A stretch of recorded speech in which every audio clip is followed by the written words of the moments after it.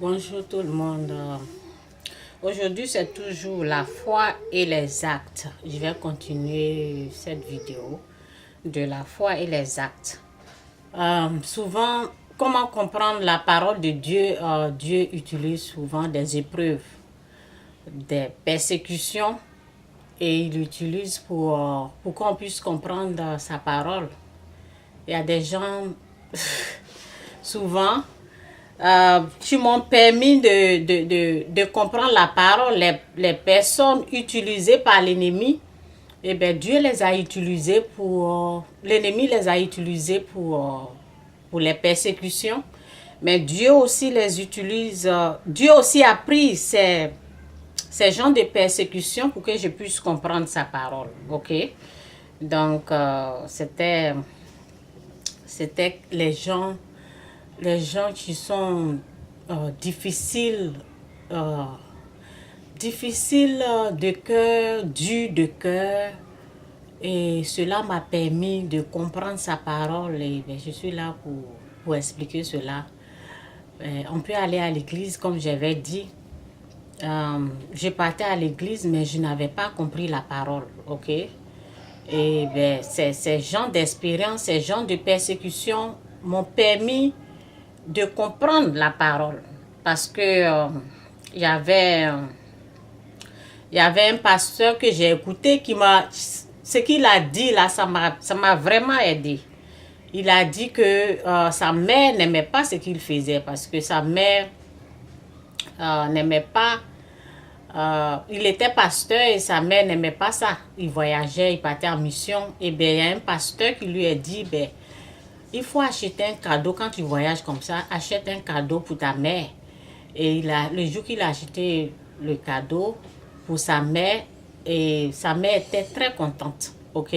Ben, par contre, moi, c'était quand il parlait de cela, j'ai entendu, après cela, sa mère était contente. Elle s'opposait à ce qu'il faisait. Mais après avoir acheté ce cadeau, elle était très contente.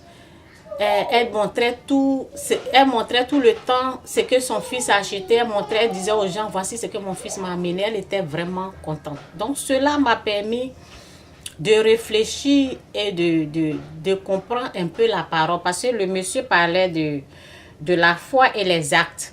Ok? Parce que la foi sans les actes, la foi est morte. Donc, la foi avec les actes, ça veut dire que Jésus-Christ, dans la vie, parce que les gens peuvent accepter Jésus-Christ, mais Jésus-Christ, ben, tu l'as accepté avec la foi. Mais les actes, si tu n'as pas posé des actes, c'est comme si ta foi est morte. Donc, souvent, on voit les gens, souvent, je vois les gens, ben, c'est l'erreur que c'est ça qu'ils n'ont pas compris, quoi. Mais c'est lorsque tu passes beaucoup de temps dans la présence de Dieu, il y a des choses cachées que tu comprends. Donc cela, moi, je n'avais pas compris. Et bien, un jour, ben, quelqu'un m'a fait du mal, ok? Ben, je n'ai pas pardonné. Je n'ai pas pardonné, ben, un jour, on a suivi, je suis partie avec ma soeur et moi, on est sortis. On allait pour régler l'histoire, mais la personne était vraiment difficile. La personne qu'on allait voir là, c'était une personne vraiment dure. Ses paroles, c'est ce que la personne disait, c'est difficile à supporter. Donc, nous deux là, ben, on n'a pas pu supporter ça. Et puis, ben, la colère est venue, on a failli se bagarrer. Donc, moi, tellement que j'étais en colère, donc, on a failli faire des histoires. Donc, heureusement, Dieu est tellement bon, il y avait quelqu'un qui m'a arrêté. Donc, tellement que j'étais en colère, je n'ai pas su que je ne savais pas la personne même qui est venue nous séparer. Parce que moi, la personne parlait vraiment mal. Et bien, j'avais mal. Et bien, donc, je voulais m'engager dans les bagarres là. Heureusement que Il y avait une personne qui était là vraiment. Je pense que c'était Dieu qui a mis cette personne-là, qui m'a attrapé, quoi. Mais après, je n'ai même pas su c'était qui. Et après, j'ai demandé à ma soeur, j'ai demandé qui m'a arrêté parce que je ne savais pas c'était qui. Ok, donc c'était un peu ça. Et puis, je suis là pour expliquer comment il faut faire. Donc, après cela, je suis allée là. Quand j'ai failli m'engager dans les bagarres, la personne m'a dit, lorsque on nous est séparés, la personne m'a dit, Chantal, tu n'as pas dit que tu es chrétienne. Et là, j'ai eu mal au cœur. C'est comme si ça a brisé mon cœur parce que je ne me suis pas contrôlée. Et ces paroles qu'elle a, tu n'as pas dit que tu es chrétienne. Ça veut dire que chrétienne, je devais être parfaite, je ne devais pas me bagarrer et tout ça là. Mais après, c'est pour cela que je dis, c'est bien souvent, Dieu utilise les épreuves pour nous aider. Donc ça m'a beaucoup aidé. Et là, lorsque le pasteur expliquait, j'ai compris ce que je n'avais pas fait. Ce temps-là, je n'avais pas, j'écoutais la parole, mais je n'avais pas mis en action la foi sans les actes. Donc, je n'avais pas pratiqué, je n'avais pas pratiqué la parole qui me disait, si quelqu'un te fait du mal, il faut pardonner. Si quelqu'un te fait du mal, il faut pardonner. La parole nous dit ça. La parole nous dit, si quelqu'un te gifle, donne-lui l'autre joue. Ça veut dire que la personne qui me faisait du mal, la personne que j'étais en colère contre elle, je devais pardonner la personne. Je devais pardonner. Et comment le faire? Je ne savais pas comment faire. Donc, je suis là pour expliquer. Si quelqu'un te fait du mal, la parole nous dit, prie pour tes ennemis. Ou tu acceptes la parole. Joy, you have to be quiet, okay? Okay? You have to be quiet because mommy is busy. La parole qui te dit, prie pour tes ennemis, ou tu appliques, ou tu acceptes. Il faut seulement accepter. Si tu acceptes, tu dis, Seigneur, j'accepte de prier pour cette personne qui m'a fait du mal. Ok? Ou bien, si, par exemple, si la personne t'a trop fait du mal, il faut aussi décider de faire du bien à la personne. Par exemple, faire un cadeau. Comme le monsieur, il a dit, fais un cadeau. Et quand j'ai essayé de faire ça, c'est comme si j'ai mis ma foi, j'ai mis ma foi en action. Ok? Donc, quand tu mets ta foi en action, alors, parce que si la foi est déjà là, tu ne l'as pas mis en action, c'est comme une personne morte et sans souffle de vie. Une personne morte sans souffle de vie, c'est comme si ta foi est morte. C'est comme si ta foi tu as la foi, mais ça ne fonctionne pas. Et c'est un mort peut réagir. Un mort sans le souffle de vie ne réagit pas. Donc, lorsqu'on te dit que Jésus-Christ est Seigneur, tu as entendu. Et sa parole te dit, si ton ennemi te fait du mal, il faut lui pardonner. Et cela, tu n'as pas mis en action. Par exemple, le président. Il y a le président où les gens sont en colère contre lui. Et qu'est-ce que la parole nous dit? Le président, tu ne vas pas te lever pour acheter un cadeau parce que tu n'es pas... Si tu es à côté de lui, ça va. Si tu es dans son... comment on appelle? Si tu es avec lui dans le même bureau, tu peux le faire. Tu peux acheter un cadeau pour lui offrir pour que tu puisses le pardonner. Donc, si tu n'arrives pas à faire, qu'est-ce que la parole nous dit? La parole dit de prier. Donc, si tu n'arrives pas à joindre cette personne, tu peux aussi prier pour la personne. Donc, tu dois accepter seulement la parole qui te dit de prier. Et lorsque tu acceptes la parole, tu te mets en genoux, tu es en train de prier, Dieu rend ça facile. Parce que lorsque on entend la parole qui dit, si quelqu'un te gifle sur la joue droite, présente lui aussi la joue gauche. Moi, lorsque je lisais cette parole, je disais c'est impossible. Et lorsque tu te mets à dire c'est impossible, ça va être impossible. Il faut être d'accord avec la parole. Lorsque tu es d'accord avec la parole, et Dieu te rend ça facile. Dieu te montre, il y a des techniques. Par exemple, la personne c'est vraiment difficile de... En tout cas, moi, cette personne-là, je ne peux pas passer un mois avec elle. Mais Dieu, souvent, Dieu utilise les gens comme ça pour nous briser, ce qui, pour nous former, pour nous briser, pour nous montrer aussi sa parole et pour comprendre aussi son message. Donc, c'est comme ça, Dieu utilise les gens faibles. C'est quelqu'un qui est faible. Donc, Dieu utilise ces gens comme ça. L'ennemi peut les utiliser pour nous abattre. Et Dieu les utilise aussi pour nous former, pour nous rendre forts, pour qu'on puisse comprendre sa parole. Parce que cela m'a permis de rentrer dans la parole et de savoir c'est quoi. Qu'est-ce que je n'ai pas compris en tant que chrétienne. Comment je vais me lever en tant que chrétienne et puis aller faire palabre quelque part. Donc, comment j'ai pu faire cela. Donc, c'est parce que je n'avais pas compris la parole qui me dit de pardonner. Je n'ai pas compris. Lorsque tu ne la mets pas, tu ne mets pas ta foi en action, elle est morte. Elle est morte, ne peut pas réagir. Et moi, je vous dis, ben, c'est comme ça. Si vous avez la foi et vous êtes là, vous détestez un président, vous détestez le président, ben, tu peux dire, oh, le président, il est loin là-bas. Non.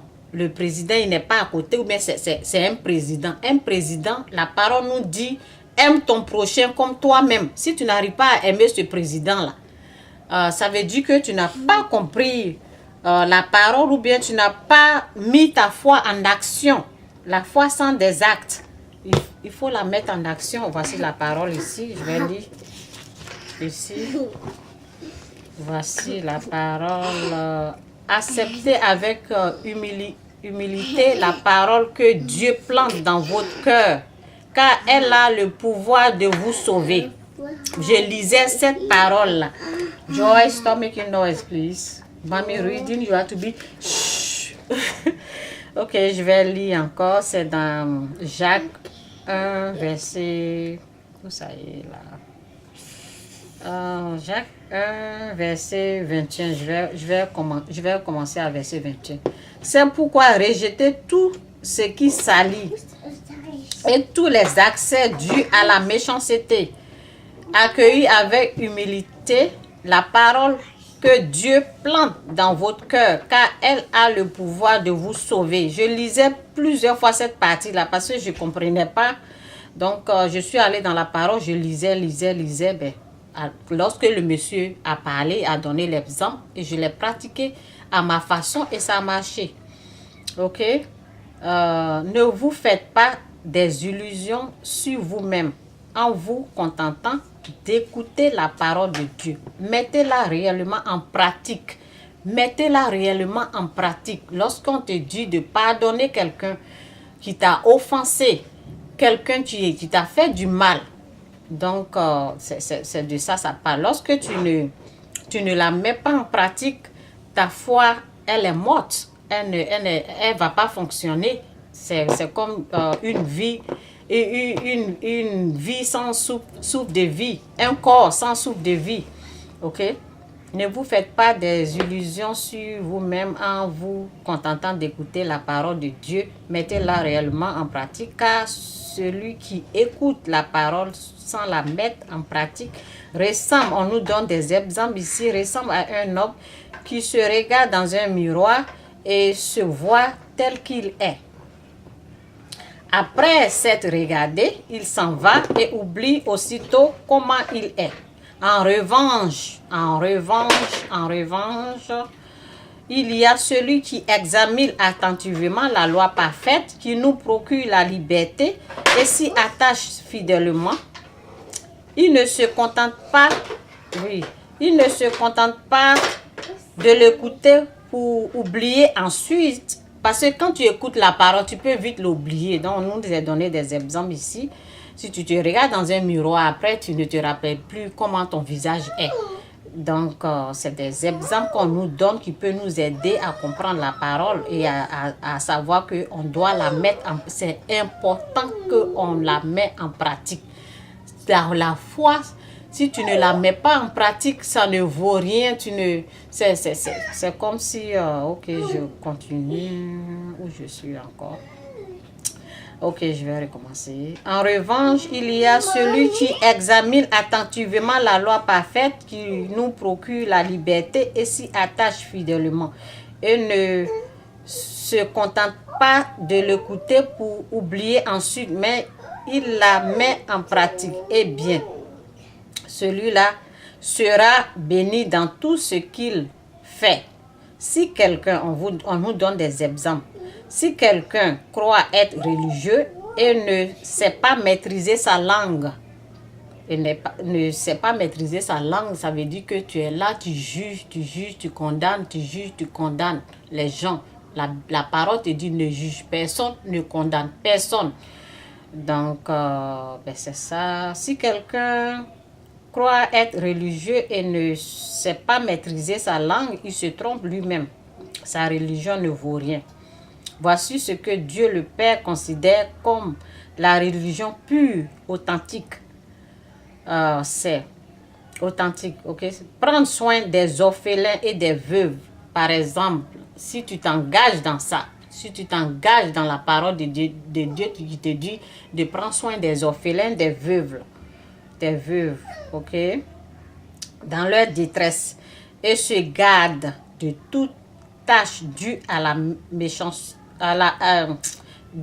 et se garde de toute tâche due à l'influence de ce monde, ok. Et je vais aussi ici, je vais lire aussi. Il enfuit, non, c'est pas là-bas. En effet, de même que le corps sans le souffle de vie est mort, de même la foi sans les actes est morte. La foi sans les actes est morte. Lorsqu'on te dit de pardonner, accepte de pardonner, ok? Même un président, tu dois accepter de pardonner. Il ne faut pas avoir cette haine en toi. Parce que la parole te dit de pardonner, tu pardonnes. Sois béni, c'est mon message. Bye. J'espère que vous avez compris avec les exemples que j'ai pris. Si tu es en colère contre quelqu'un, quelqu'un t'a vraiment fait du mal. La personne t'a vraiment fait du mal. Mais Dieu te dit de pardonner. Si tu n'arrives pas à pardonner, tu t'engenouilles.